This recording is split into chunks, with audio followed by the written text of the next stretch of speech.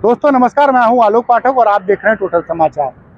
आज चंद्रग्रहण है, लेकिन आज से 6 साल पहले 8 नवंबर 2016 को रात को 8 बजे मोदी जी ने 500 और 1000 की नोटों को बंद करके एक नोटबंदी का ग्रहण भारत के ऊपर थोपा था। मैं थोपा इसलिए कह रहा था कि भारत की जनता को इसकी कोई जानकारी नहीं थी। अचानक से मोदी जी आते हैं नेशनल टेलीविजन पे और ये घोषणा करते हैं कि 8 तारीख की रात को 12 बजे से तब चल रहे 500 और 1000 के नोट मान्य नहीं होंगे और उन सारे पैसों को लोगों को बैंक में जमा कराना पड़ेगा। उस वक्त मोदी जी ने घोषणा ये की थी कि 500 और 1000 के नोट बंद होने से देश में कालाबाजारी रुकेगी और आतंकवाद की कमर टूट जाएगी।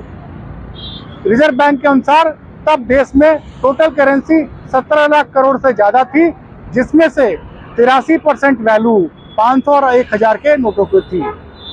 मोदी जी ने समय सीमा जो उस वक्त जनता को बताई थी कि 31 दिसंबर 2016 तक आपको अब सारे पैसे बैंक के अकाउंटों में जमा करने हैं।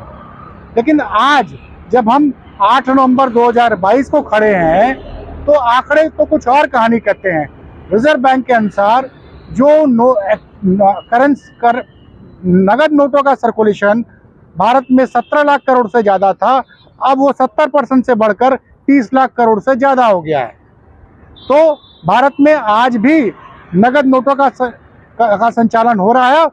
वो इसलिए कर रहे हैं कि अब रिजर्व बैंक ज़्यादा मात्रा में नोट सप्लाई कर रही है। 30 लाख करोड़ यानी 17 लाख करोड़ की कैश सर्कुलेशन में था 2016 में। 6 सालों में वो 13 लाख करोड़ बढ़ गया। अब टोटल कैश मार्केट में जो सर्कुलेशन में है वो लगभग 30 लाख करोड़ से ज़्यादा है।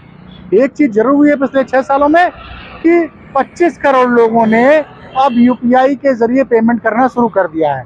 जो अगस्त 2022 का आंकड़ा है उसके अनुसार 25 करोड़ लोगों ने इस अब तक 10,86,000 करोड़ का पेमेंट यूपीआई और डिजिटल तरीके से किया है। एक सर्वे पिछले साल कराया गया था। पहले क्या होता था कि नगद जो पैसा था वो सबसे ज़्यादा रियल एस्टेट में सर्कुलेट होता था।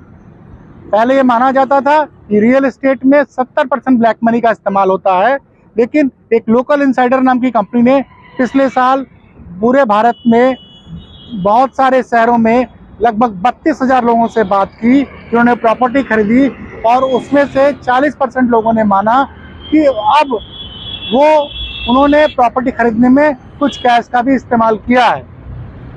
लेकिन सरकार की तरफ से अभी तक नोटबंदी पे कोई डिटेल रिपोर्ट नहीं आई कि कितने रुपए का काला धन पकड़ा गया, बैंकों में ऐसे कितने अकाउंट हैं जिनको इनमें पैसा तो जमा कर दिया गया, जिनको लेने कोई नहीं आया।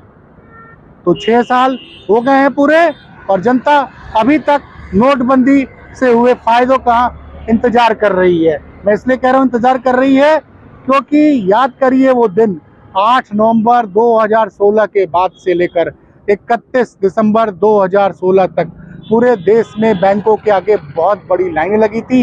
कई लोगों की बैंकों के लाइन में ही मौत हो गई थी और उत्तर प्रदेश में तो एक महिला ने एक बच्चे का जन्म दिया था बैंक की लाइन में। उसका नाम अखिलेश यादव ने खजांची रखा था। उन मौतों पे भी कोई जवाब नहीं दिया, न मोदी सरकार ने न किसी सरकार ने कोई बात करी।